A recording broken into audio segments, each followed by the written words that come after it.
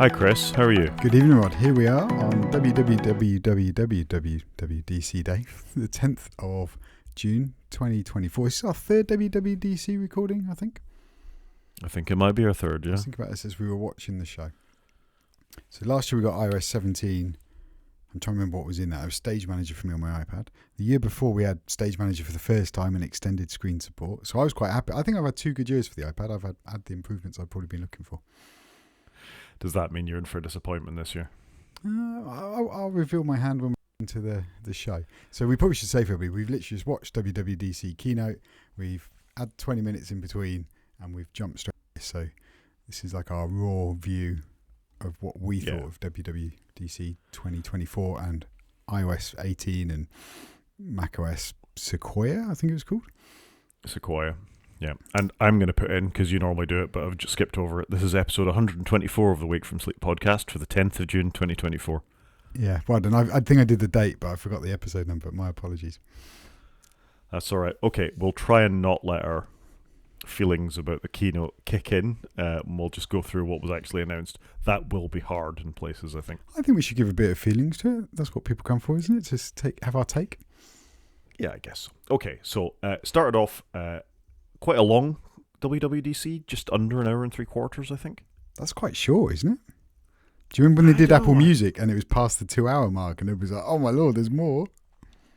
Yeah, but that's, and we're giving the game away without any hardware announcements or anything like that. This is all software. And that was also in the time when it was live. I think they can cut much sharper. You haven't got people running long or forgetting lines or anything. So it is well cut, quite tight.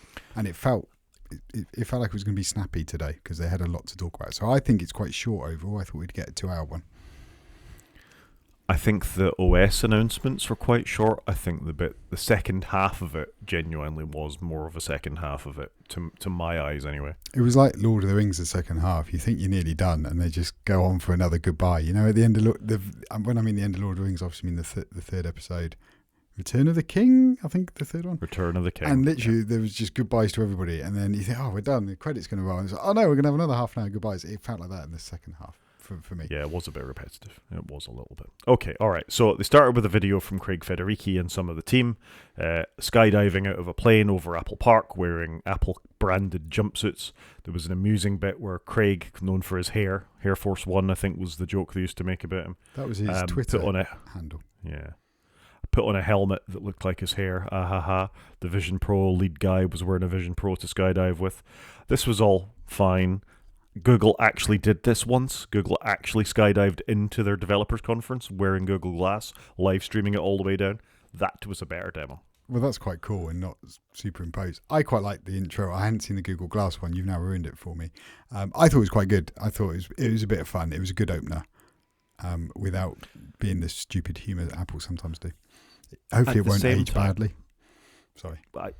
At the same time, intro to developers conferences used to be, here's all the amazing things our developers have done, here's all the apps they've created, here's the money we've given them back, all that kind of stuff.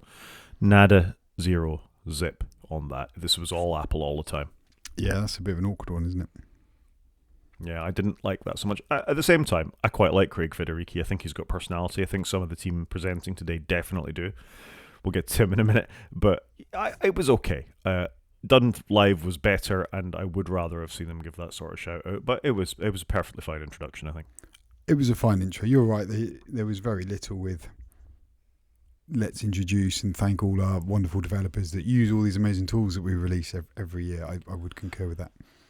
Yeah, these are the people that helped us build this operating system into operating systems being to what they are. And I feel, with the exception of a couple of people that came out for 30-second snapshots, there was very little recognition for that. Yeah, I would agree with that. I thought on the whole, though, the range of presenters was really good. We had loads of different people in there from different areas, talking about their area. I thought that was good, and I thought they all presented really well. And I wonder, though, in the recorded era, whether that helps because, you're not doing it live.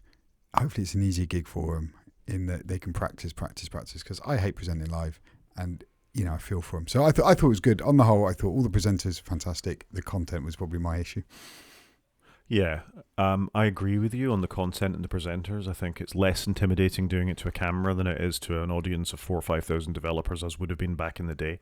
And I would have thought anybody ever following Steve on stage, I mean, you could see this with Tim Cook in the early days, had a hell of an act to follow. So I think this is good. I like their sort of down the rabbit hole approach to Tim pitches to Craig, who pitches to whoever else, who pitches it to someone else, and it always comes back to the sort of roots presenter again and finishes with Tim. So I quite like that sort of approach to it, where it does feel quite dynamic, and you know how close you are getting to the end of a section as they start batting back up the order.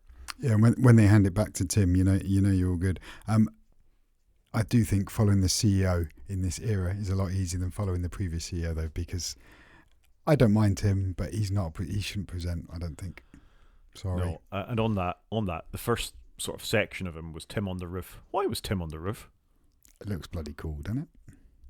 Yeah, but there's no reason for Tim to be on the roof. I mean, all right, they've got a lovely building. Hey, I've seen it in person, but I don't understand why Tim was on the roof. I don't. Yeah, I don't know. I thought that place is amazing. They've got amazing value out of it for all their videos.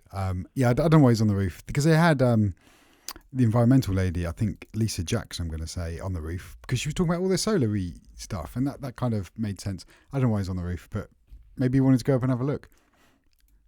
I don't know. Maybe. He can do what he wants. He's the CEO. Just increases the tension. You think Tim's going to slide off the roof, really, you know? I thought it was quite cool.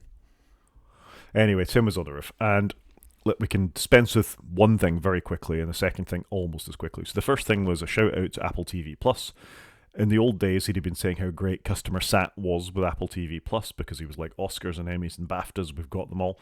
The shows they said were things like Masters of the Air, and all the very badly reviewed shows are the ones that he highlighted. Yeah, that wasn't great. I mean, it sounded, they were saying they've had 3 years worth of amazing new content, on of a streaming platform. I was surprised they did this, and part of me's wondering, do they need to start splitting some of this stuff out now? Because they're trying to announce everything all in one show. They end up cramming it all in, and they didn't really give any of the platforms any space. And then they put in an Apple TV bit at the start, and then they got a little skit before that, and then you've got all the new AI tech at the end. It kind of feels like they need to do something maybe quality, like they break some of the accessibility features out a couple of weeks ago. Maybe they need to do that. They need to do some technology stuff at different stages of the year. I don't know. It just feels like they're trying to shoehorn too much in, and it's quite overloading for now. What is a company with 6 platforms to maintain rather than one, which is how it started. Yeah, 6 platforms that, as we've discussed before, seem to move at now a glacial pace, and I get that most of them are mature platforms, so they don't have that urgency to put in the new killer feature like once upon a time they might have, with the exception of generative AI that we'll come to in a minute. But let's go through this then. So they went through the platforms. They didn't go through tvOS. I noticed, pour one out for tvOS. No, they did. That didn't really, did they? They talked about home AirPods and HomePods, but they didn't really go into tvOS. No. Hang on. Hold on. On Right, on tvOS, they said I can now use a 21.9 projector, and it will keep it. All right, so they mentioned it would support a projector. And do some cool audio stuff. That was about it. Anyway, we're getting away from ourselves. The first thing they talked about was Vision OS 2. There was very little here, frankly. In fact, there was almost nothing here. Almost nothing, but it can't be a surprise, right?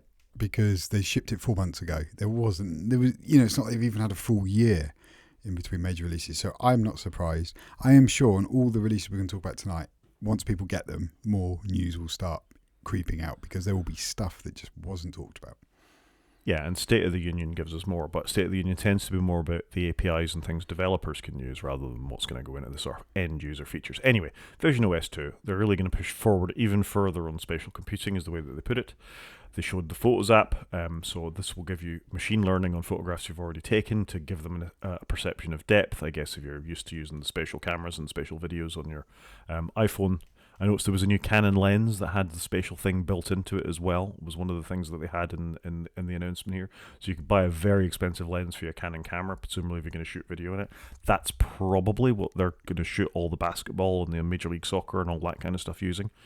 They have been using up to this point. It won't all be shot on iPhones. So a little bit of stuff in photos. a couple of new gestures for frequently used features in the thing. So there was a new pinch gesture for bringing up the home screen, another gesture for bringing up the settings app. So I'm sure that's a decent quality of life improvement. I haven't used Vision Pro, so I don't know. So that was their sort of starter for 10, really. A couple of things in photos and a couple of new hand gestures. Yeah, it was what I'd expected, to be honest with you. I'm surprised. I'm not surprised. I think the photo thing looks cool. I'd like to try that. Like to take an old photo and make it a spatial photo. That sounds kind of cool, and it's great they've got the smarts. It was very interesting up until the very end. I don't think they said the word AI once. They said a lot of machine learning, and there's obviously a lot of cool ML AI tech they're doing, but they didn't really bang on about it, because I did worry before going into this event, like the functionality to take a photo and make it a spatial photo. I thought they were going to go, when we're using AI to do this, only Apple could do this. But they didn't, and I thought they actually got the level right, because otherwise you could end up like when they announced 5G and they just said 5G like 100 times in the space of one keynote. So I give them kudos for not banging AI too much in the first half. Yeah, we'll come to the second half. SharePlay would now be a feature of photos with personas. So this is the new video conferencing thing that they built into Vision Pro, where you can have somebody look at the things with you as if they're in the room with you. That's quite cool, I suppose. It's an update to what they already had. They went off on one about they were going to expand the Mac Virtual Desktop to 2 4K displays. I think that's size, not actually 2 sort of discrete displays. If you've got a multi-monitor setup, it's not that. It's just widening what you've already got. And I think that's fine. It's fine. You know, fine. It's fine. One thing I found really weird was giving a particular shout out to using the Apple Vision Pro on a train. Was that a particular problem? They can do a plane, but not a train. I just assumed it would work on the train, because they've done the plane, but obviously it's a thing. So yeah, maybe they get something for doing, I guess. Land-based train is a plane? I don't know. Land-based plane is a train? I don't understand. What do you think about the Vision Pro being available for pre-order from the 28th of June and available from the 12th of July in the UK? I think I'd like to try one. I don't think I'm ever going to buy one. Yeah, I don't know. I must confess. I'm in the interested state. I worry if I bought one, would I use it? Well, let's park that for a minute. They then gave a shout out to Vimeo, have a new app. Is Vimeo still a thing? I thought Vimeo had gone away. Clearly. Apparently it is a thing. Who knew? Who knew? They've partnered with Blackmagic Studio for video editing. Well, that's good, because I'd say it's the next biggest video editor on the thing. DaVinci Resolve has been one of my shout-outs for my app of the week a couple of weeks ago. It's a great video editor. It's a bit more resource efficient than Final Cut Pro. They make editing desks and cameras and storage, so I think a lot of professionals use it. It makes sense that Apple would partner for that. It's a bit of a, Final Cut Pro exists kind of thing, but I thought it was good they didn't just tout their own stuff. I thought fair play. That is good. Yeah. And as you say, they ended then with Vision Pro coming to initially, was it Japan and China, and then eventually United Kingdom, Canada. We were on the second list, which is odd because often we get things not too far behind because I assume our language is easier to translate than most. Interesting. It's come in, which is good. Big tick. I can go and try it. Guess how much it costs in the UK? How much does it cost in the UK? £3,499. That's put me off. No. It's even more expensive than my iPad. No, I've been listening to another podcast this week from the Mac Stories people, and it's called Comfort Zone, I think. And it's for people that only use iPads or people that only use Macs to get them to try the things. And 2 of them on that podcast were big Apple Vision Pro early adopters. One of them bought an Oculus Quest, I forget what it's called, 3. And he says it's a far better product than the Apple Vision Pro, and it's a third or a quarter of the price. Yeah, it's nothing in comparison, I think. The price tag will put me off. I had hoped when they announced international, A, they'd have Vision OS 2 come in with some much needed features, and B, they'd go, well, we're going to drop the price now. Now we've got up and running and we want to drive adoption. It's still too expensive. I was surprised they didn't announce more native apps. That seemed to be something that was rumoured, that more apps that are under the compatibility section, i.e. the iPad apps, would be brought over to be native. So I was surprised that didn't come through. There's a few things missing that I was expecting. Yeah, it was. There was certainly not much. If you were on the fence for getting a Vision Pro, waiting for the next big thing in Vision OS 2, it hasn't happened. No, this isn't it. And surely that's going to be next year's one when they've had a full year of development. But can they spin 6 plates at the same time? That's what we've got to see, because they've struggled to spin less than 6 plates. I think they're going to struggle.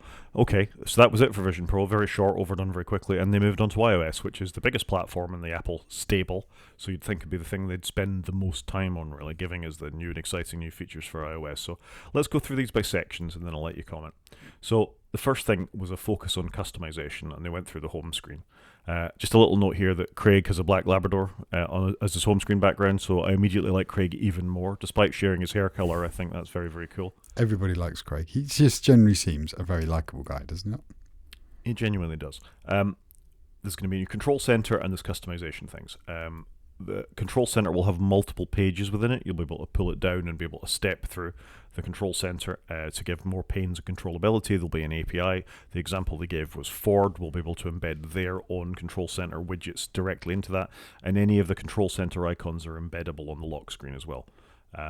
Or embeddable as widgets, actually. You can embed things on the lock screen, so you can replace the camera and you can replace the flashlight, torch for the UK, shortcuts on the bottom of that with other things. I think it's still just 2, though.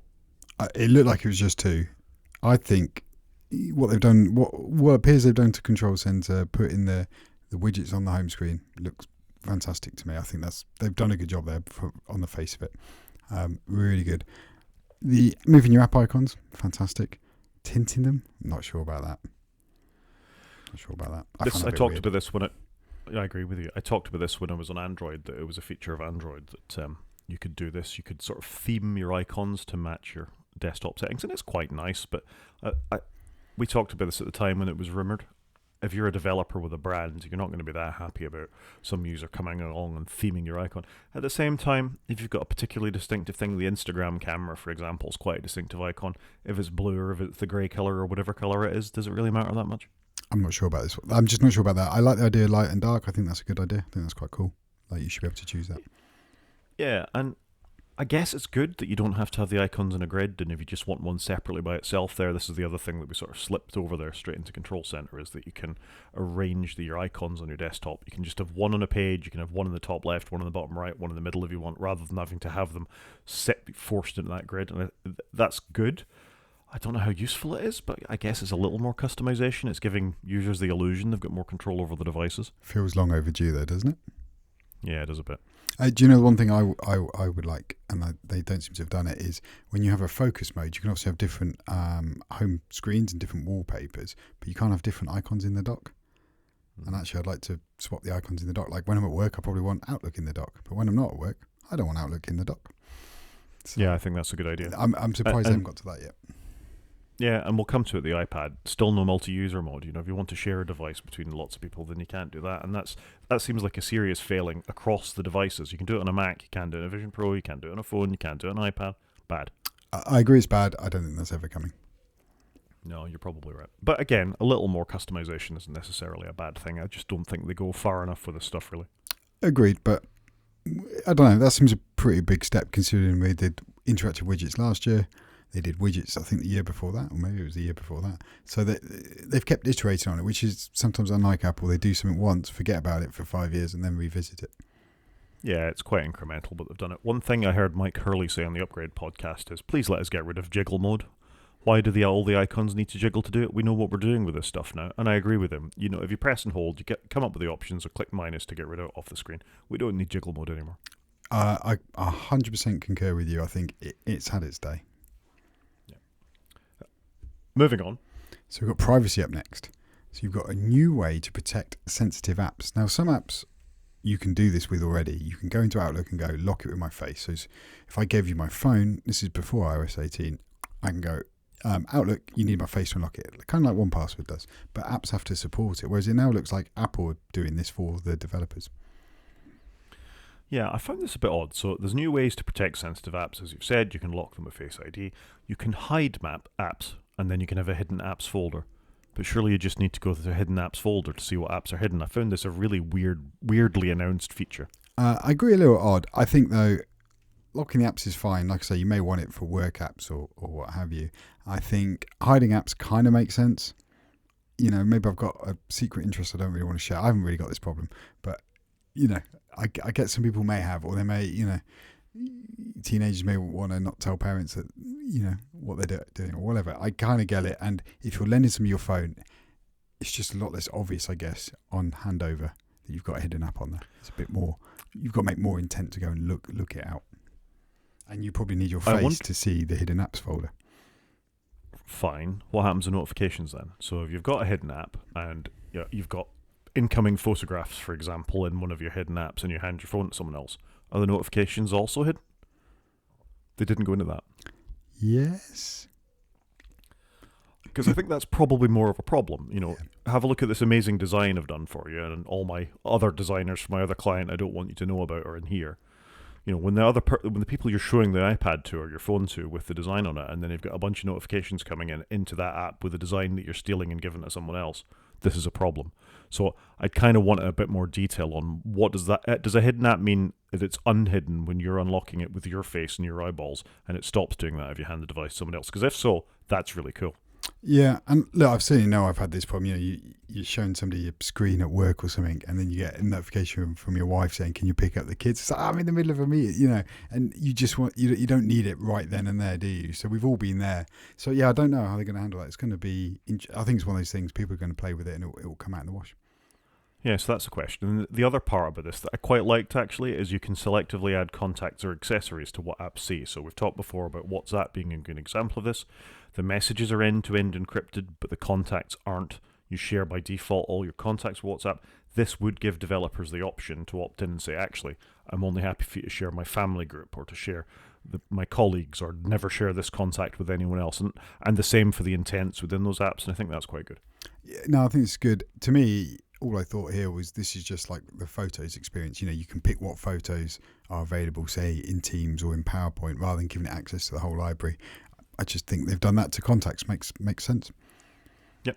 Moving on, they've done some stuff about messages. They've got new ways to express yourself. They've finally added to tapbacks. So tapbacks are you get a message in iMessages, you double tap on it, and you have a choice of, I think it's 5 different ways to react to that.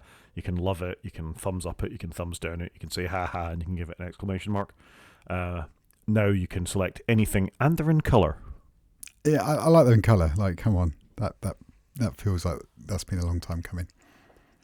Yeah, you can schedule messages for sending tomorrow. That's good. You can do text formatting, so you can do bold or italics or strike through within the text as well. And you can send them with effects. And we've seen effects before. If you did Happy New Year, it would get balloons across the screen and confetti and things like that. So that's not new. You could do slam effects and all the rest of it. Basically, this is stuff every other messenger's had for the last 5 years, and they're achieving a bit of parity there now. They are, but also they've had some of this functionality, as you've just said, for years, but most people don't know screen effects are there because nobody knows to push and hold the send button. So it feels like they're exposing it in a better way. To me, all look fine. I send very few emojis. I send very little effects. I largely just text people. But I'm an old man, so there you go. So the question is, and I didn't see it announced, is RCS come to messages? They haven't announced it, but they've already said publicly it's coming. So I think it will come as a point update later in the year, but they, for whatever reason, didn't mention it once today.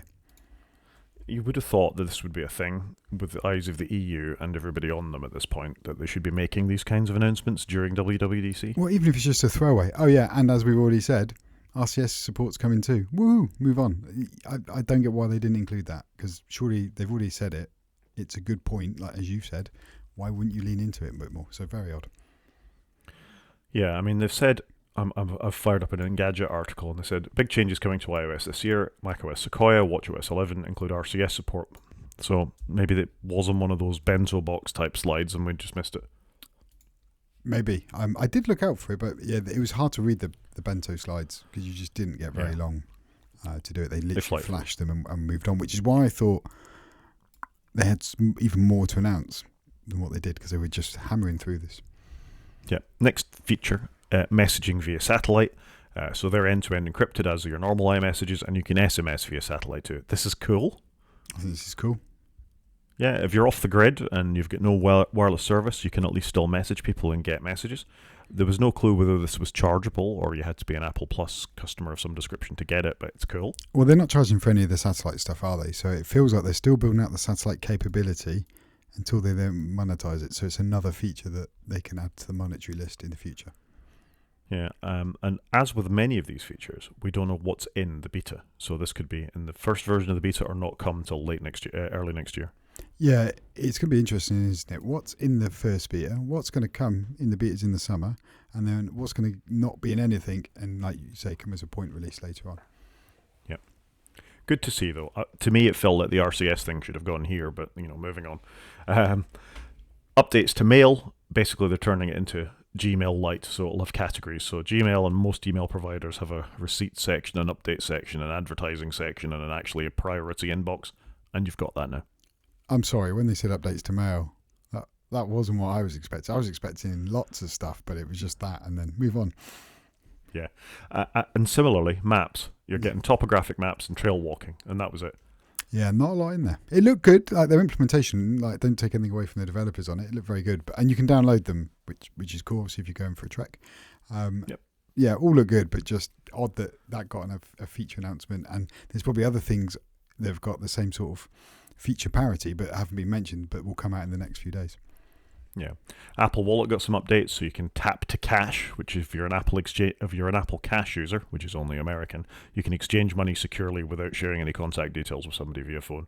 Cool. I want this. I think this is cool. There's often like if we buy something at work, I have to PayPal somebody money. I would love to do stuff like this. Can we have this in the UK, please?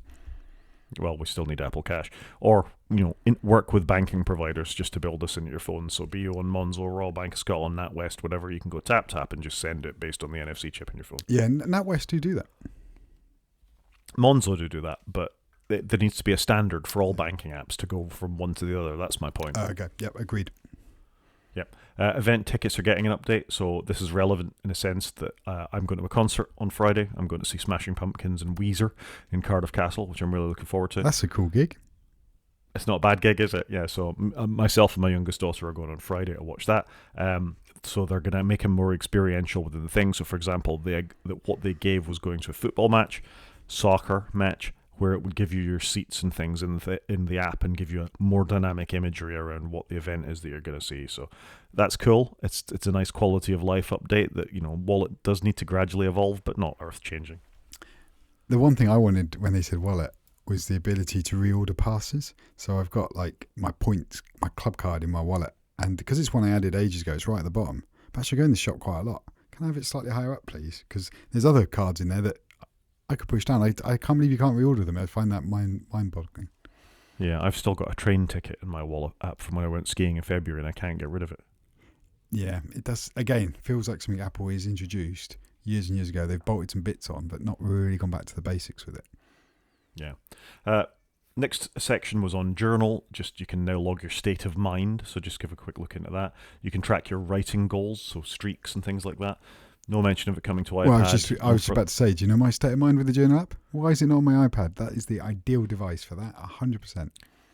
Or your Mac, where you've got a really nice keyboard in front of you all the time. Well, I'd like to say, if you've got it on the iPad, surely you'd have it on the Mac too, but I find that bizarre. It's brainless that it's only on the iPhone. Absolutely brainless. And we're well over a year of having it, I believe, now. Yep. Next, game mode for iPhone, so it's going to sustain frame rates better. You'll have better response to AirPods. You'll have a more, they'll background other things more aggressively in order to get a smoother experience. This is all well. What was the feature that was missing from that, Chris? Did you notice? I didn't, but I was just going to ask you one question before we move on. How does game mode invoke itself? Do you have to do it, or would it just go, you're playing Assassin's Creed, I'll put you straight into game mode? Because that's kind of what you'd want, because most people wouldn't think to turn it on. I think the developers do. They can invoke game mode as part of running the app. But of course, the problem with any full screen app on an iPhone, and I believe on an iPad, is you still have the white bar at the bottom. It goes to say after that, a period of time, though, but it is rubbish. But that should never be there in game mode, and it is.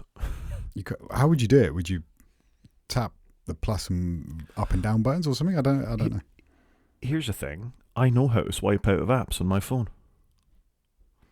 Yeah, maybe. Just trust the user. I don't need the visual indicator anymore. Yeah, but it's a very junior. Can do that? Yeah, I think that doesn't matter. We all know how to swipe up. We all know how to swipe up. Okay. Yeah, be it in landscape or be it in portrait, we know how to swipe up. This is rubbish. Get rid of the damn thing. Do you know what most people don't know how to do, though?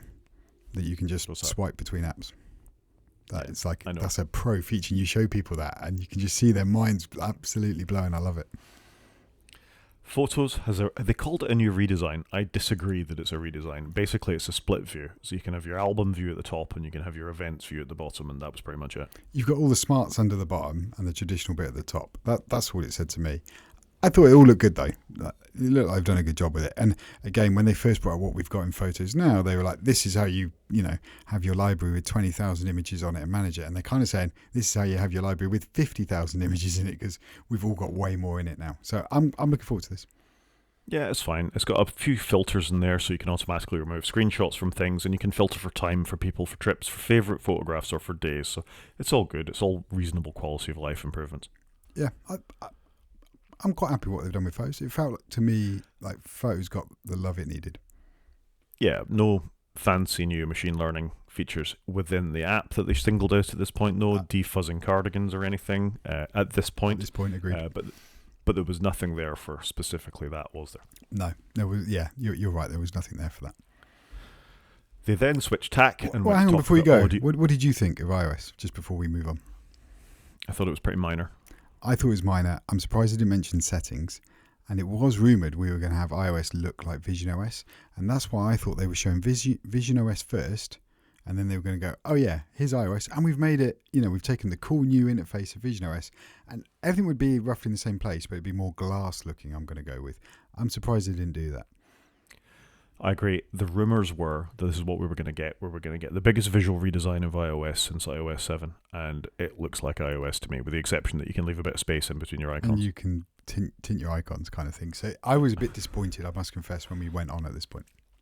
Yeah, this once upon a time would have been a point release, not a major OS release. Yep. Audio and home. AirPods, you can now nod yes or no to Siri. So if somebody's calling you, you can shake your head no and it'll just go away. I can't remember who was presenting, but my iPad went, oh, somebody's just said the S word and kicked in. And I thought, I didn't think it was meant to do that anymore. It's not meant to do that anymore. It's a nice little feature. I think that's fine. They then did a demo of better background filtering. So if you ring somebody and somebody's got a leaf blower in the background, you'll be able to converse with them. No, you won't, because the sound cancelling's not that good on AirPods Pro, but it's a nice thing. It's a nice thing. They're doing some good stuff. And you're right, they're nodding at the head is fantastic, because sometimes I'm very self-conscious that I don't want to... Yeah, the example they gave of being in a lift and not wanting to speak to your grandmother, I think, is spot on. Yep, perfect. Spatial audio in gaming, that's quite good, I guess. A bit of 3D sound when you're playing some of the more immersive games, that's a useful feature. Should have been in there years ago, really. It feels like some of the gaming stuff's starting. There wasn't a huge amount mentioned of gaming, but, gaming mode on your phone, some game developers, it feels like it's coming together. Yeah. For home and tvOS, and I'm sorry, here is the tvOS feature that they've actually brought. If you pause or flick up on the controller, you now get the same as the Amazon do. You now get insight. X-ray insight, so it'll tell you what actors are in the scene, what music's playing, and you can add the music to a playlist if you want to. I mean, table stakes, Apple, come on. Why did they call it insight where you've got like camel case? I'm sorry, I don't know. They could have called it something better, I think, in my view. Like I say, table stakes. They're going to have enhanced audio, better subtitles, better picture formatting, hence your projector, and some better screensavers, which you can put your own photographs into and put clocks on and make them look a bit nicer. Same sort of technology we're used to seeing on the lock screen of the iPhone or the iPad, really. Yeah, nothing rocking the world here. I'm amazed that Insight's not using some crazy AI stuff to look at films and tell me who's on the screen at that moment and all of that. It's just for Apple TV Plus. Yeah, or recommend. Here's other things you could buy off the Apple Store featuring this actor or this kind of plot, or that were rated highly based on the things that you like. There's far more things they could be doing here. You've watched these kinds of science fiction series in the past. Maybe you should be watching Foundation next or something. We can't believe you've not seen this. Yeah, it was a bit odd. I'm glad they're still doing Apple TV. I'm surprised it's not called Home OS, because it feels like that's where they're going with it. And I thought it was going to be a mention of HomePods in here, but they did not even get an honourable mention. Yeah, HomePods are dead. They appeared in the background on somebody's, by somebody's TV. Yeah, that was there just to say enhanced audio, wasn't it? Yeah. I wasn't expecting much from tvOS, because I think they did a really good release last year, to be fair. WatchOS came next. There's a new training mode. You can rate your workouts if you're into such things. And the feature we've been crying out for since the watch was introduced, you can now pause your rings. Hooray! I don't think anybody had that on their bingo card this year, that it was actually going to happen, because we've had so many years where it hasn't happened. And you can change your your goals per day and stuff, which I think is a good idea because obviously some people want a down day and an up day. So I thought it was really good. Yeah, and if you injure yourself a bit, or you just you're training for the marathon and you're not running, you didn't hit the same amount you hit the day before, or whatever it is. Good, about bloody time, Apple. Frankly, Yeah, that one definitely gets a finally. yeah.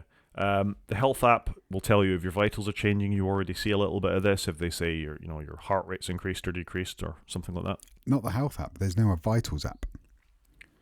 It's an extension of the health app, isn't it? Agreed. Which Yeah. fair play to Apple. They are doing stuff here. They're moving that on. Yeah, which is fair enough. A new feature of this health or vitals app, I'm not sure where it was exactly. They brought cycle tracking last time for monitoring periods. There's now pregnancy tracking as well, so you can trimesters and all that kind of stuff as well. That was quite nice. I think that's another obvious feature that they should have had years ago.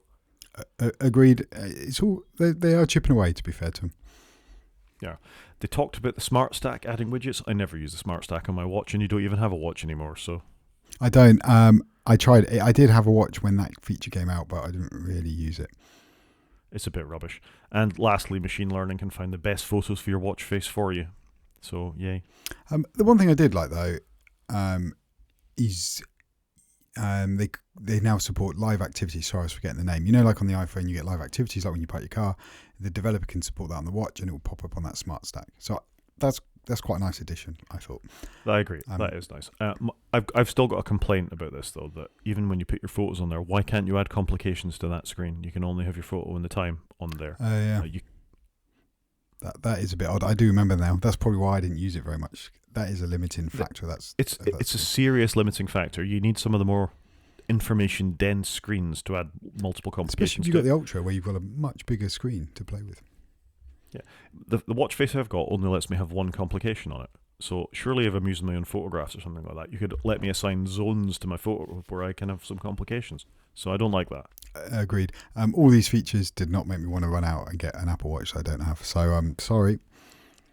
Do you want to tell us about the iPad? Oh, this was my section. So I'm happy that iPad got a mention when they jumped out of the plane. One of the parachutes said iPad OS. So I was like, brilliant, it's in there. The first bit they said, which I liked because they don't always do this, they said the iPad OS gets the same customizations as iOS. Brilliant, because sometimes the iPad does, trail a year behind. So really good. They've now done some floating tab bar that morphs into the sidebar. I'm sorry, I couldn't really care about this. I don't want it to be more like my Apple TV. I want it to be more like a desktop that I'm doing work on. It's got new animations. I didn't understand. I didn't understand the morphing thing. I genuinely didn't understand it. Is that just to hide a bit of data from me even more? I think it's just there, and now it morphs over there when you show and hide the sidebars, which you do in a lot of apps. It looked okay. I couldn't get excited about it. They've also changed the file browser as well. There's new animations. Apparently all the new animations are snappier and stuff, which I do. If it looks and feels a bit quicker, that's always nice. But I didn't expect to see that in a keynote where you're rushing through a keynote to get to the good stuff. They've done some improvements to screen sharing. You've written down that way you share. Yeah, you can share your screen and take control of somebody else's, which I thought was cool. So if you and I were doing like a video call over SharePlay, you can draw on the screen and go, look, you need to click that button, or you can go request access. Let me take over, which would be kind of cool. I don't know if they're doing that on the iPhone as well, because obviously trying to help a relative far away can be quite challenging.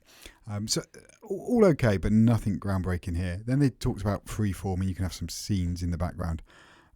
Freeform is a great app, but it just feels like it's a typical Apple app where they've released it, it's reasonable, and done nothing with it. So that's a bit disappointing. But for me, and they validated my my decision to get an Apple Pencil, which I did buy the new one. They've brought the calculator to the iPad. Big tick, yippee. I feel bad for James Thompson because he's got some family member that's unwell, and he said nobody give me any feedback on the calculator app on Mastodon today, which is obviously his thing that he does. But you can now tap a button on the calculator and just write calculations in. How cool is that? That's cool, isn't it? It's pretty cool, yeah. It's pretty cool. I got to worry if I was teaching maths to kids. Maths, I'm going to call it, not math, as the Americans insist on. Yeah, it's math notes, they called it, not maths notes. Where you at with Lego and Legos? It's Lego, singular. I concur. we're British. This is the way we do it. They spell colour wrong as well, but let's just move on from our colonial past. I agree. It's a super cool feature, and they showed like you could sketch out a table tennis player and calculate the ball goes here, calculate the height of the ball, and it would solve equations in real time based on what you were drawing into the Maths Loved it. app.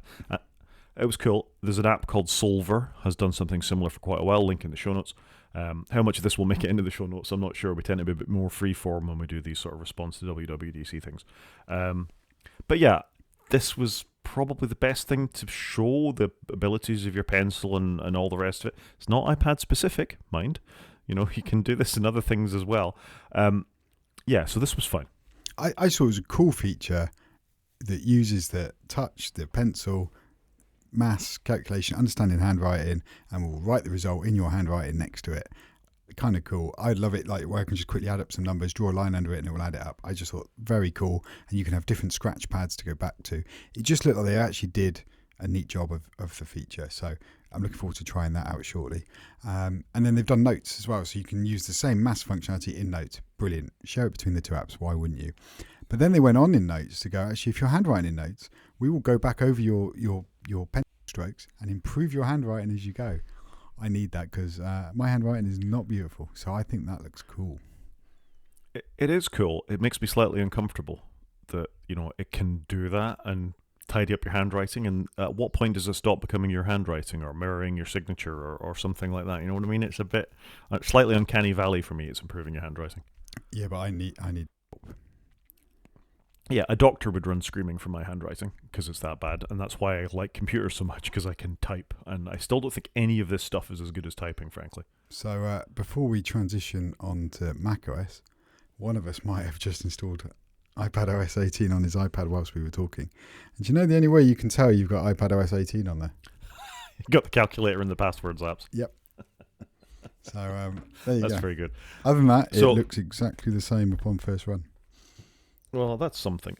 I would highlight the things that they haven't announced. So, for example, if all they'd given us was a better Files app, which everybody's been shouting for, or the ability to persist things in the background a bit longer, like when you're exporting your Final Cut Pro video or your Logic cuts, without it cutting off because you've changed or it's decided to run out of memory and kill it off, that is more fundamentally important than anything they showed in this demo. Without going into virtualizing macOS on it, without doing anything crazy, just improving the serious limitations that the iPad has, that's what they should have demoed here, not your handwriting can be improved. I completely agree with you. Whilst the running apps in the background does not really impact me, that's got to be the biggest feature. They've just been pushing Final Cut Pro hard. I'm amazed they didn't talk about it at all, that they've done something to move that on in a meaningful way. Yeah, really bizarre. They didn't mention the settings app either. Apparently that was going to get redesigned, and I can confirm it has been redesigned a little bit. Similar but different, so that's going to be interesting to play with. I was surprised by that, and I was hoping for a bit more on screen sharing. I was hoping, look, we've got the M4 processor now. You can have more than 4 apps on the screen at once. Or for me, I really want clamshell mode. Can I close my iPad, please, and just plug in the screen? Because that's all I want to use. I don't want to use my iPad screen when I've got a 27-inch monitor there. So I'm surprised we didn't get a couple of improvements like that, because they've slowly been iterating on the external monitor support. I use it all the time. But other than that, I'll take what they've given me. Yeah, it's good, but it could have been better. I'd give them a C for these updates. This should have been a B in a year when they produced such impressive hardware for the iPad. I think they could have imagine the market share that they've got by going, not only have we got new hardware, but we've got these new things that are actually make your life a little bit better as well. And I feel like they've missed the boat a bit on that. Yeah, I'm with you. I think the calculator is good and the Notes app was good. I'm interested to see how that works with the pencil, but the rest of it didn't really do anything for me. And to be honest with you, my favourite bit. I'm in an R-ing. Am I even going to bother installing these betas? I've done it on the iPad to try it out, but I was not convinced. I kind of left it thinking, I'm not really in a rush. Normally I'm like, quite, I've got to give it a go. I want to play with it. Yeah, I'm with you. For the first time ever, I don't think I'm going to install this on my phone. I will install it on the iPad because it doesn't matter. But I won't install it on my phone, I don't think. And I'm certainly not going to install it on this Mac. A, because we've recorded the podcast on it. But B, we're about to talk back about macOS Sequoia. And I don't know that the features really make that big a difference. So should we talk about macOS Sequoia? Yeah, let's do it. Look, I'll just finish out your beta thing. I'm sure I'm going to install it on my phone. I know it's going to happen. I'm not going to install it on this Mac. This Mac is reserved for podcasting, but I do have a laptop I can install it on if I want to play with it. It's got to be a primary device or it doesn't count. So in macOS Sequoia was all the stuff we saw before. So all the animations, the text effects, all that kind of stuff are coming to the Mac as well. That's one of the benefits they get for having Swift UI things in most places. The sort of headline feature and the one they led with was iPhone mirroring. So if you've left your phone in your bag and you want to get on and answer a text on there or a particular app open or check your flights for something you don't have in your Mac, it's got that mirroring, so you can have that mirrored there and you can have your iPhone notifications on Mac. Tiling in the same way that the terrible notifications app on Mac does, so they haven't fixed that as far as I can see. One of the biggest my complaints about Mac is how awful notification management is. You get 3 of them pop up there and then they just stack off to the right hand side and they're very difficult to deal with beyond that. That and the taskbar, is it, that's up by the clock, I think need urgent attention on the Mac. The fact that you need to use utilities like Bartender and Hidden Bar and Ice and these others to manage all the things that stream across. And if you have got a laptop, they stream into the notch and then you can't see the icons behind them. This needs attention. I don't want iPhone mirroring as much as I want you to sort out the problematic niggly areas of the operating system that not even pro users use. But this was their headline feature. Yeah, so what I'm going to say tiled windowing, big tick, massive tick. The iPhone mirroring. Yeah, we haven't talked about that. Oh, sorry, I thought you did mention tiled windowing. No. Apologies. I hadn't got there yet. iPhone mirroring, I thought it looked kind of cool, but I was like, does that mean nobody's using continuity? Where you're using an app on your phone and it pops up in your dock. Are people using that functionality, or is this a replacement for it? I can see why they've done it, because Windows do something similar with Android. It does kind of make sense. Like, oh look, because part of the reason I love my iPad is I can send text messaging on it, I can do everything on it, and it's kind of the same on your Mac. And I can obviously run most of my iPhone apps on my iPad, so I can kind of see the appeal of doing it. Because I can just do those interactions. I haven't got bothered to take my phone out of my pocket and pick it up. So I think that's quite a cool feature, the mirroring. But like you say, was anybody asking for this? I'm not so sure. It feels like a thing with continuity that they could do, so they did do. The next thing they announced was tiled windowing. So this is which Windows call it Windows Snap. All the major Linux operating systems do. Desktops do this as well. If you drag a window to the right-hand side, it will give you an outline shape of what it will expand to, be it full screen or just take over a third or a quarter of the screen or whatever it is. Hooray, they've built that in. I will say their implementation leaves something to be desired. It leaves gaps between the windows. I don't want gaps between the windows. I want it to make the most of the screen real estate that I've got. So that's something that I hope will get addressed in future betas. If you're going to give us mirroring, fill the gaps. Yeah, I can confirm this is not on my iPad. What's not on your iPad? The whole tiling thing. Are you surprised? No, but if it's anywhere, it should be there.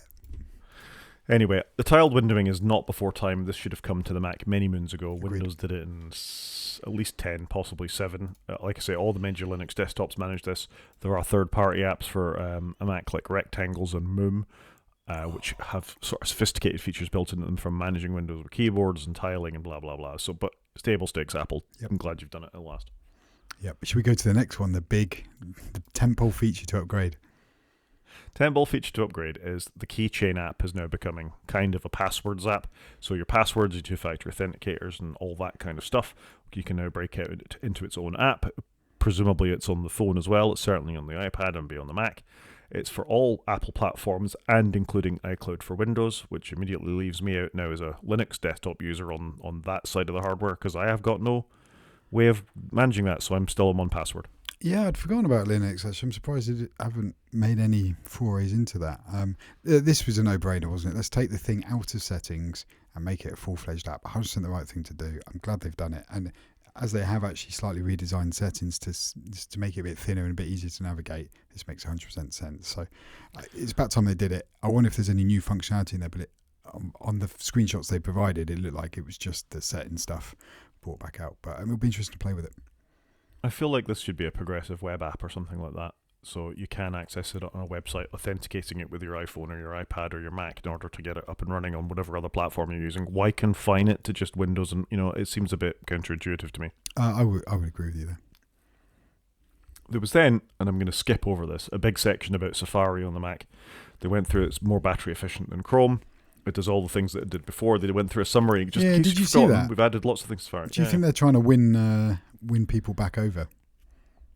I think they might be. Lots of people, as with Windows, the second they get their Mac, they install Chrome on it. For me, I immediately install Firefox on it. But I think they're worried that people that might be losing a bit of market share, mind share, and maybe the EU thing is also sort of affecting people, where you get the browser selection choice on iOS in the EU.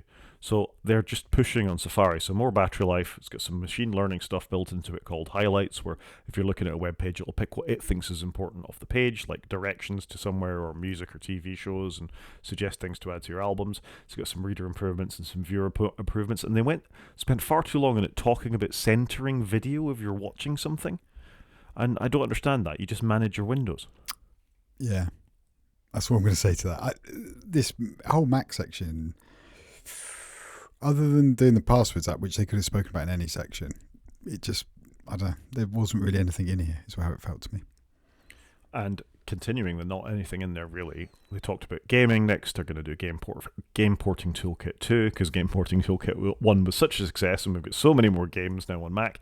And in fact, they went, look at our amazing games that are 5-year-old games that released on Windows that long ago.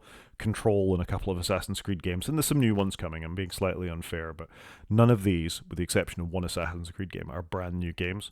It's existing Windows games that they're slightly easier to port now, and they're not the AAA ones. They're not the Call of Duties or anything like that. They're things that don't have kernel level anti-cheat and all the rest of it. So yay, more games on Mac is good. It's good that these games can be played from an iPhone all the way up to a Mac Studio, Mac Pro, but they're not cutting edge particularly. It's just, so I hope Game Porting Toolkit is more than that, but it just feels a bit shonky to me. Yeah, no, I agree with you. I think how many games have actually been ported with Game Porting Toolkit would be more interesting. Would we have even less games? But it feels good. And they're also saying you can now take Mac games and put them on the iPhone and the iPad. So if you can make it work on the Mac, you can then make it work on the iOS devices. So I think Apple hopefully is investing in a long game here. We're not seeing the benefits really yet, but hopefully they're going to start coming. So I think it's quite exciting. And that was it for the platforms. They then went on to say you can have developer betas of these things today, which is what they always do at WWDC, and public betas in July. But of course, anybody can go into the apps these days and do it. And I'm going to give my usual shout out. Do not, on production devices, install Apple betas. Do not. Definitely do not do it on the watch, because it's very hard to go back on the watch. It's hard to go back on the other things, but it's almost impossible to do it on the watch. So unless you mind your banking app's not working, potentially things breaking, your Outlook failing to launch or something like that, there's a chance that the first one is fine and the second one is worse, for example. So you might think everything's great when you install the developer beta, and then it's going to go wrong. Chris has breached in and installed it, and I'm actually doing it as we talk on my iPad as well. But I will not, as I say, put it on my phone or my Mac. But you don't use your iPad, so it can be a sacrificial device for you. Look, I put on my iPad. I've launched some work apps. They seem okay, but we have both been in scenarios where we tried to launch a work app and it just bombs immediately. And if I couldn't use Outlook or Teams, I'd have a pretty hard day at work tomorrow. So I can report that I can use those apps, but I don't recommend anybody do it. But I've done it in the really ropey days. Part of my the reason I've convinced myself to do it is because they've announced so little features. There's probably not actually that much that's changed. Sometimes the bigger the release, the scarier it is to actually update it. Yeah, it feels a bit like last year to me. This is a point update, with the exception of everything we're about to talk about. And to be honest, I don't want to spend too long talking about a lot of this stuff, so we'll see how we go here. But that was it as far as devices, and then they went through to the second part of the presentation. AI has always been part of Apple, Tim said. I wrote that down because no, it hasn't, Tim. It feels like you've been shunted into motion here a little bit, but there we go. Anyway, recent developments are going to take Apple to new heights. It's going to be powerful, intuitive, integrated, personal, and private. It's going to go beyond AI. It's not going to be artificial intelligence. It's going to be personal intelligence, and they're calling it Apple Intelligence. Good use of AI there, I think. Somebody had said about this a long time ago on a podcast, and I thought, that is genius. I can't remember who it was. I can't remember if it was on a Relay podcast, but I thought Apple Intelligence is fantastic. Why wouldn't you use that? And they've used it, and I'm going to feel dirty, but I quite like it. I think it's a great marketing term for them. It's not the worst name. I like it when Apple, and before we go on, I like it when Apple use marketing terms that aren't camel-cased words that they've just smushed together, like your fine woven case. I was like, why can't you just have a space in there? Why does it have to be two words smushed together, a bit like insight? So Apple Intelligence, whoever came up with it, they deserve a free iPad. Done. I'm sure they've already got one.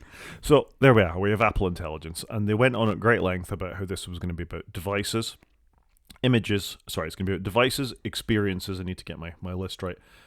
Devices, experiences, writing tools, and this, it kind of gets a bit messy, but that's sort of the grain of it.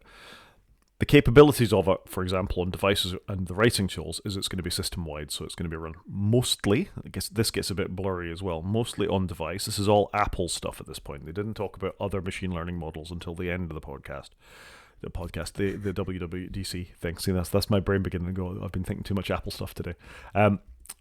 So the integrated stuff will be on device using your data that you looked at that shouldn't make it into the cloud, and there was a lot of focus on this isn't being shared anywhere, even when it goes to the cloud, which we'll go into in a little bit more detail later. There's some complexity around how that actually goes and what goes as part of it.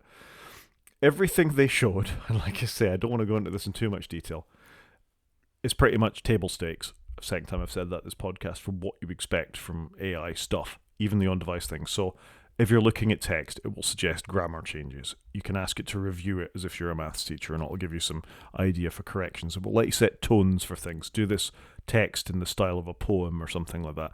And that was my feeling about this, is that all the sort of demos that they had for the text stuff, we'll talk about the image stuff in a minute, were as you'd expect from a ChatGPT sort of level large language model. Fair? No, I think that is fair, but I was a little worried that they were late to the party. It sounded like Apple started developing their AI strategy late.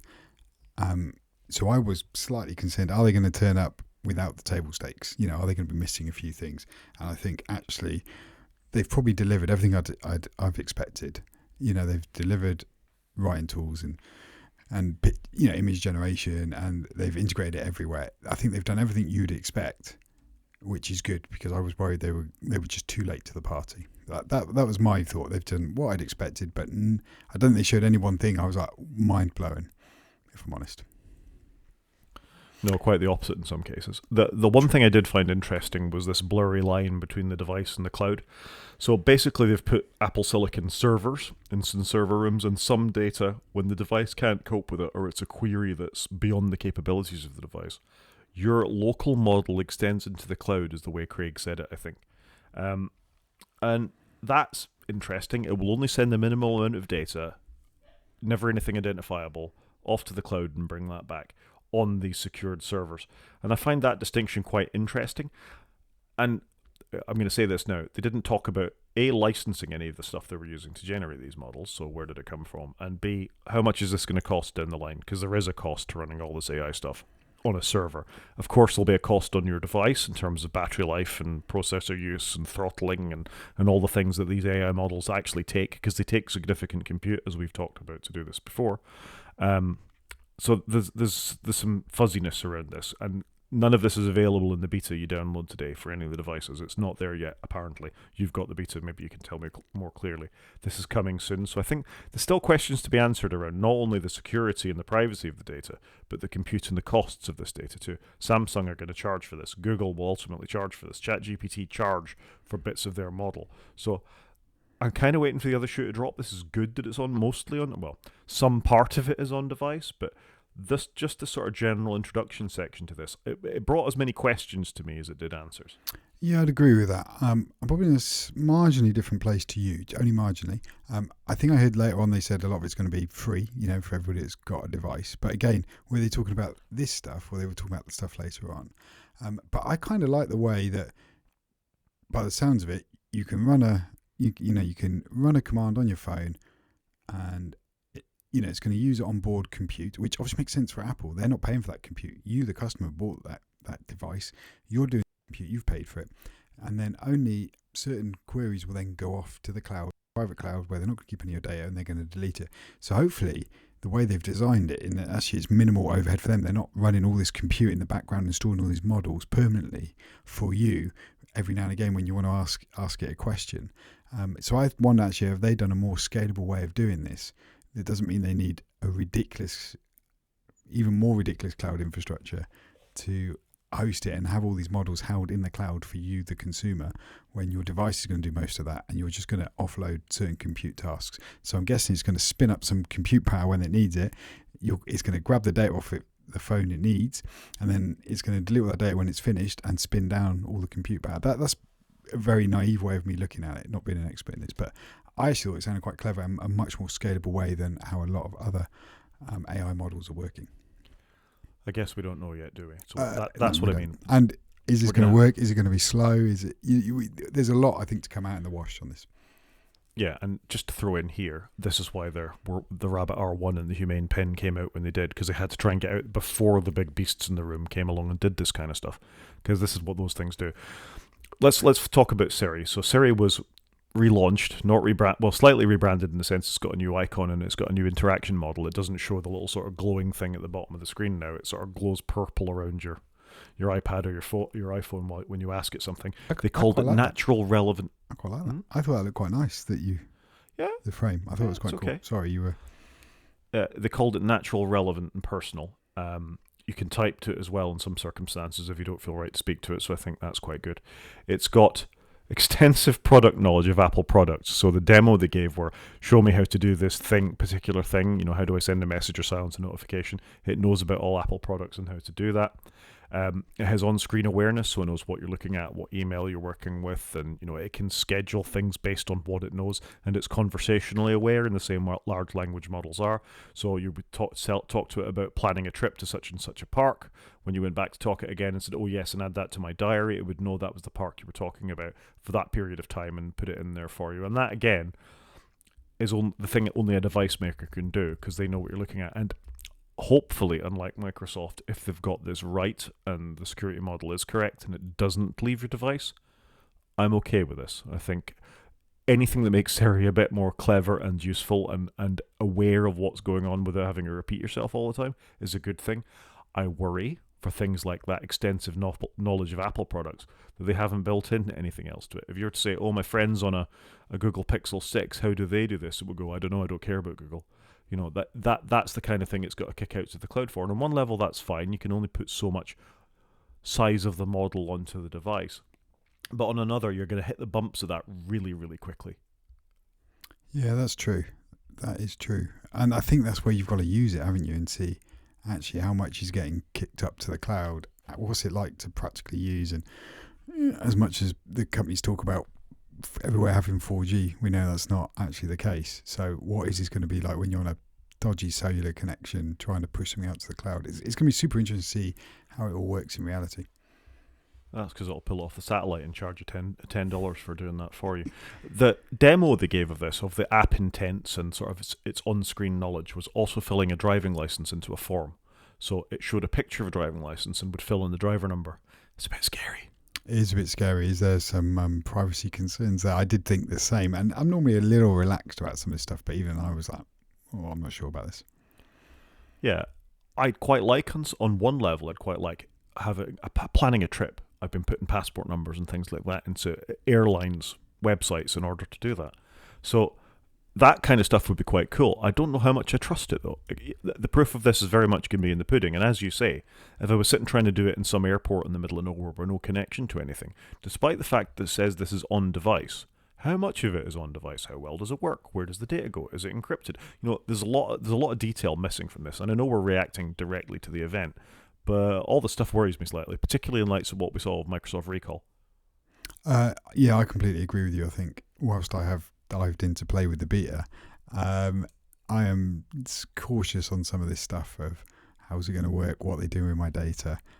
It's going to be interesting to see how it all plays out. And they did, maybe I'm jumping ahead, but they did say at one point that a lot of this stuff can be verified by third parties.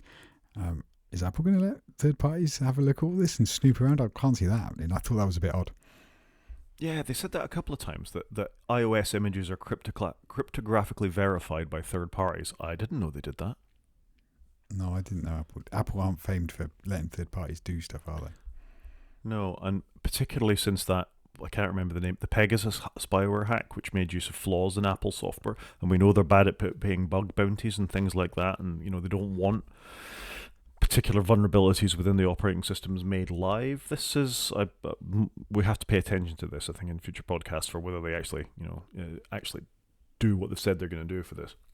Yeah, no, agreed. It's going to be interesting to see what the follow up is on some of this and how the world reacts to some of the announcements Apple have made. But I don't know. I think on the whole, I don't think they've said anything too controversial. I'll let me address that in a minute. Okay. They then went on to talk about, we've talked about the writing tools. There were smart replies. I thought the stuff they illustrated within Mail as smart replies, where it looked for key indicators within it to say, so it would give you a list of things. Are you coming for my daughter's birthday next week? And it would pick up birthday and give the date across that and a venue and give you a list of things to choose from in the reply, rather than just giving you a canned reply. Was quite clever, quite like that. Priority notifications of email will be surfaced, so if it is a flight ticket or a change to something, then you get notified with that above other emails, and I think that's fine. The problem is I don't think that many people actually use Apple Mail. They just ignore it and let it build up emails in the corner, so it might be a good thing. For those that do use it, it's fairly useless to me. Yeah, so I do use Apple Mail for my personal mail, but we don't allow it at work. It has to be Outlook. And I was looking at something thinking, I wouldn't mind to try it, but then part of me was thinking, is it actually going to be of any use whatsoever? Outlook will contain Copilot in 3.2.1 now, so I wouldn't worry about that too much. Yeah, there is that, isn't it? And we do have Copilot at work, so I'm planning to try that out and compare it to the Apple equivalent. So it'll be interesting to pit the two against each other. Yeah. They then went through what they called visual expression, which was on-device image generation. They spent a lot of time on Genmoji, which is smushing emoji images together. So if you really wanted the smiley face with cucumbers to illustrate on its eyes to illustrate you're at a spa, now you can do that in this next version of iOS, and I guess that looked alright. I couldn't get particularly enthusiastic about it. It feels just like stickers again. Here's a great new feature for sending this together, and it just felt a bit rubbish to me. Yeah, so I think this was where I was at with most of it, in that everything they announced today was okay. I don't think they announced anything today. It was like, whoa, mind-blowing, which was a little disappointing.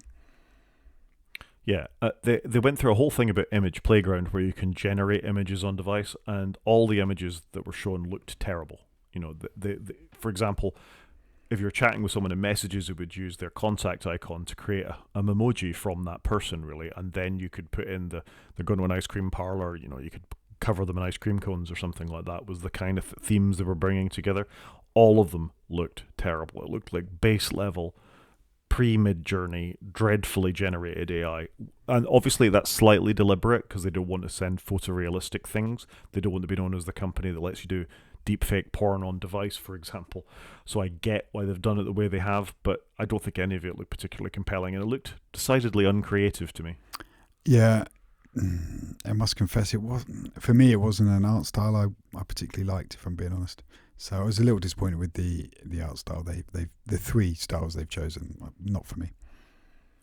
In photos, they briefly touched on again, you'll be able to airbrush people in the background out. So again, table stakes. Google have been doing this for a couple of years now. In their Photos app, I hope they watermark it in the same way Google do, to say that this has been messed around with by AI, because otherwise you can potentially end up with some unrealistic things. And I think Google have been far more open about where that data comes from. Yeah, that is good. I've been looking for this for a while because I still use Pixelmator to do this every now and again. So it's nice to see that Apple have finally picked up, or Photomator, forgive me if I've got the name wrong, but they've done this for years. And I always found it odd that Apple didn't have, I think in Pixelmator or Photomator, it's a little plaster button and you just, pick the thing you want to rub out and it just does it. And it's like, how is Apple not doing this? Yeah. You'll be able to use LLMs to search within videos. So give me all the photos of my daughter as she's learned to swim over the years was the example we'd had leaked to us before the event. And that was the thing. They used a fishing trip in this case, to his first fishing on a dock right through him going on a boat to the first fish that he caught. And you can create a memory movie. And they said that, this was a thing. I'd never heard of a memory movie before, but this was obviously a thing Apple do. So there you go. You can use AI to search your photo library to pull these things out. And I guess that's quite nice. Yeah, it's not how I interact with photos, but it did look quite cool how they've done it. No. I've skipped over one thing, which was the image wand, where you can take a rough sketch and it will use that generative photo thing to put in something better. I thought the rough sketch they had looked far better than the thing that the image wand generated for them. I guess it depends what look you're going for in your notes, but it looked interesting. And you could also use the image wand in a blank space and it will put a picture in there based on the context of words around it. So interesting, and I like the way you could cross words off if it picked up some words you didn't want it to associate with. So interesting. Yeah, I think a lot of this will come out of the proof is in the pudding, but it all looked interesting. Yeah. I'm curious to see how useful it is in reality. So I'm going to try out the Notes app tomorrow. I'm going to a meeting. I will bust it out and see where I get with it. Not very far because none of the AI stuff's in there yet, but we'll see. They're also going to bring recording and transcribing audio and summaries. That's good, I think. If you record a phone call, it will notify other people on the call that they are. This is, again, the Google Pixel I was using was already doing this. You had on-device transcription of text, and I think that's good. The iPhone should have been doing that. Again, I'd be curious to see how much this impacts the battery. We know betas are bad for batteries anyway, so having this kind of stuff running when it does eventually come to all devices will be interesting. And as you said a minute ago, all this Apple Intelligence will be free on new platforms. On new platforms, which thankfully I fall into, but it cost me a small fortune to accidentally fall into that. I can confirm the wand functionality is not there in my Notes app, so I can't try that out tomorrow. Didn't think so. Before we move on to them talking about ChatGPT, I think, have we covered that? Is there anything I missed that you had a burning desire to talk about? No, I was just looking back over my notes, which I did scribble down as they were talking. I think this was probably where there's confusion, isn't there? And where afterwards, I think we both said, "Oh, I've forgotten what was Apple Intelligence, and then what are they handing off to third parties." Like I said, everything I think I've seen at this point was. Sorry, there was a noise in the background. Everything I've seen at this point was interesting, but no, I don't think any single thing blew my mind.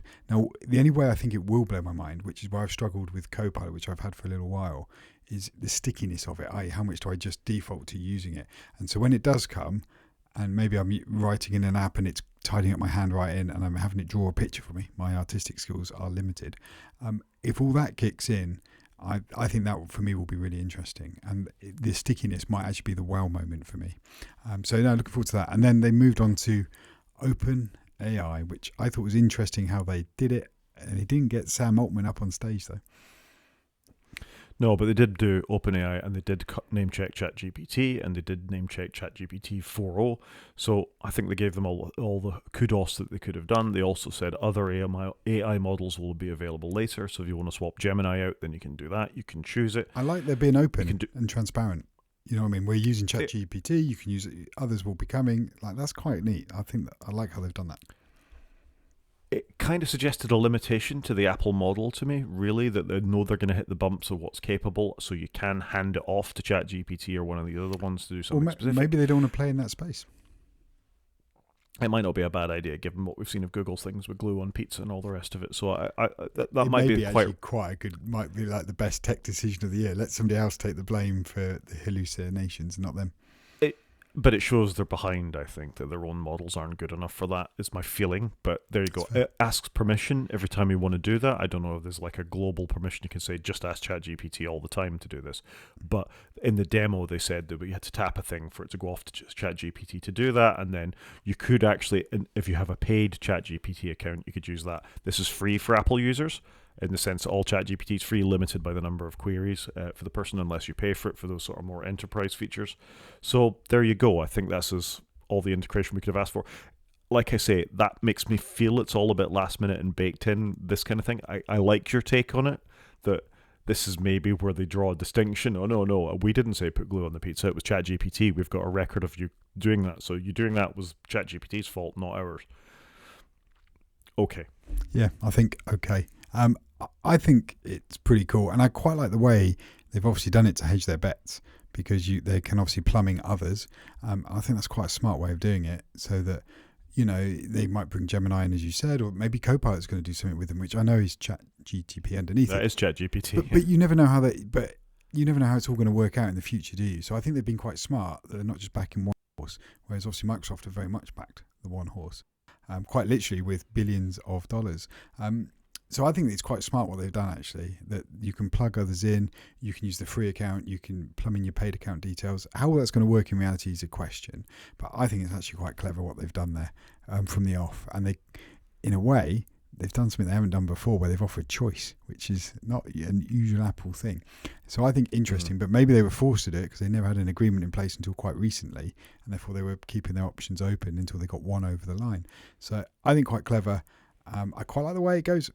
Apple's not going to do this. We're going to pass it off to a third party. Do you mind us sharing your details?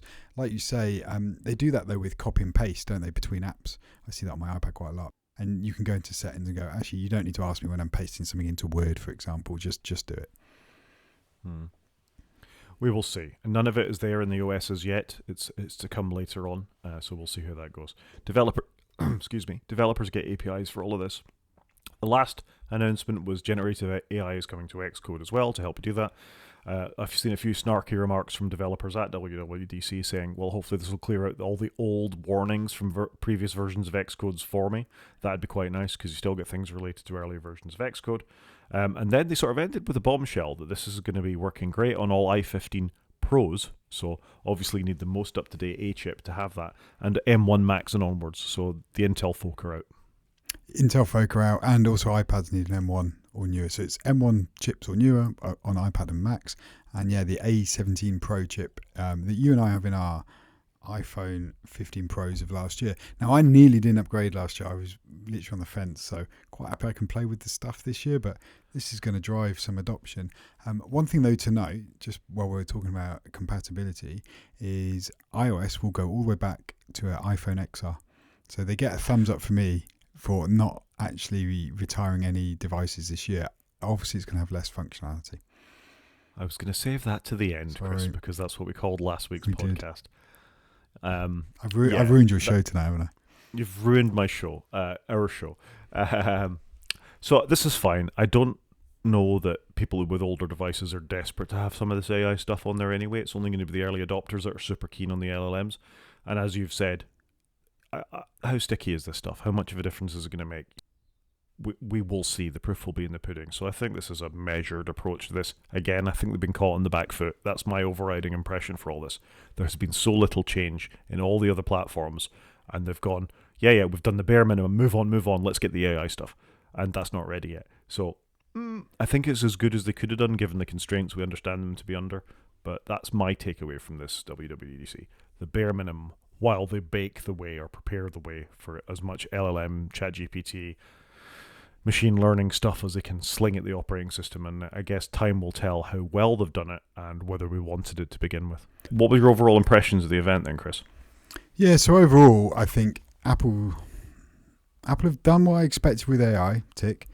With the OSs, I don't think they've done very much at all and wasn't really worthy of an event. They could have press released that out, in my view. Especially now I've booted up my iPad as we've talked to the show, and I've just tried a couple of things out. It looks nice. There's some nice dark icons, but there's not really much in there. Maybe I need to go away and play and have a proper look, but it just feels like a lot of it's very skin deep this year, which is a bit of a shame because you want them to keep moving forwards. But maybe the AI will change my mind, but it doesn't look like we're going to be able to play with that until later in the summer. So I think AI, tick, they've done what I thought, but let's see how sticky it is. OS, disappointed. This is the OS time of year when they should do their big OS stuff. So maybe they've done the AI stuff a bit too early. Yeah, I think that's fair. I've got two toots that I've collected that sort of summarise my feelings quite well. The first one is James Thompson, who we've already, and I hope his family are well, based on some of his stuff from earlier. So a developer of pCalc who's been slightly Sherlocked by the release of the new notes calculator app for iPad and the solver-like thing within there. But he'll be fine. Most of his sales are on macOS anyway, I think. So he's a long-term developer, used to work for Apple. So, he's been around the block. And he says, genuinely, if you're rolling out generative AI features and not talking about the ethical or environmental implications of them, you've entirely failed to change the industry in a way that only Apple could. Privacy is great, but that's just one piece. And I think that's very, very profound. That is very profound. I think they have done some work on sustainability, though, by, us doing a lot of the processing, but I don't think they leaned into it in the right way. I think they could have done a bit more to explain how they're trying to, improve the sustainability of it. They still go to the server. Server takes power. Their new servers they didn't have before, that's more power for all their greenness. I can't see how it can't but fail to use more device power, you're going to be charging more frequently as well to make use of these features. So there's an overall knock-on effect to that. He's quite right to call them out about this. Yeah, no, you are right. That it's not going to be in a more detrimental, green, sustainable way than what they were before today's announcement. I completely agree. So yeah, it's weird they didn't really lean much on it because the last iPhone announcement was all green. And they really touch on it now. And I know they didn't announce any new products, but they didn't really mention it at all. Yeah. bit greenwashy. And then the second one from Steve Streza. Unless Apple goes into heavy detail about what fed these models and how they obtained active consent and compensated for that data, it is reasonable to assume that they are just LLM and SD rebrands that stole from millions of artists, photographers, and writers, and that all of these features are deeply unethical. So I feel this is right. We're all sitting in WWDC. We've got a whole bunch of new stuff that we're vaguely excited about. But there's a story here that hasn't been told yet, and I think Apple have a chance to tell this. I don't want to be too negative. It's nice to see new things. We are going to be here for the next year. I mean, keeping in mind, this is the new hotness for the next year, and it's not in the operating systems. It's in the generative AI stuff, largely. So I hope we get a 0.5 update to something that adds something actually cool that we wanted as part of this too, because unfortunately, this ain't all that. But normally, though, they announce what they're going to do a long way out. They haven't really announced anything that maybe badged is coming soon that looks exciting. Yeah. So I think that's my feelings on it. It's kind of a wait and see thing. I'm disturbed by the lack of transparency around some of these things, particularly in regards to the ethics and the green power of it. I think they're doing the right thing as regards to not obsoleting devices. Yay, they didn't obsolete the iPhone XR, as we said in the last thing, and you mentioned earlier. There's a very small amount of devices that this isn't coming to, really. Some really, really old ones have dropped off the list, but nothing horrendous. So that's good. It's obviously a way to push people who might want these things onto newer devices, that this now is the time to buy the M series Mac. Now is the time to, I would presume that the iPhone 16 next year will have a chip capable of running these models, and we'll be back on chip parity between the Pro and the non-Pro models. But at the same time, if I didn't have these things, I don't really think I'd feel I was missing out on an awful lot based on this today. No, I concur with you. I think kind of like the Vision Pro. I kind of want to have a play with it and see what it's like in reality, but I don't feel I'm missing out overly. Yeah, I'd agree. Anything else to add to this? No, but I've just updated my phone, so I'll report back next week on all the things, the good, the bad, and the ugly of running betas in the summer. My iPad is updated, but I think I'll be leaving the phone alone unless I have a very compelling reason to do otherwise. I think we can call that a show, Chris. I think so. So thanks to everybody for listening, and you can get in contact with us. Rod is at g5maniac@mastodon.scot. I'm at _cgp at mastodon.social. You can watch on YouTube, and that's wakefromsleep.com, and then click on the YouTube link. You can drop us an email at wakefromsleep@protonmail.com. Thanks, everybody. See you next week. Talk to you next week, Chris. Cheers, Rod.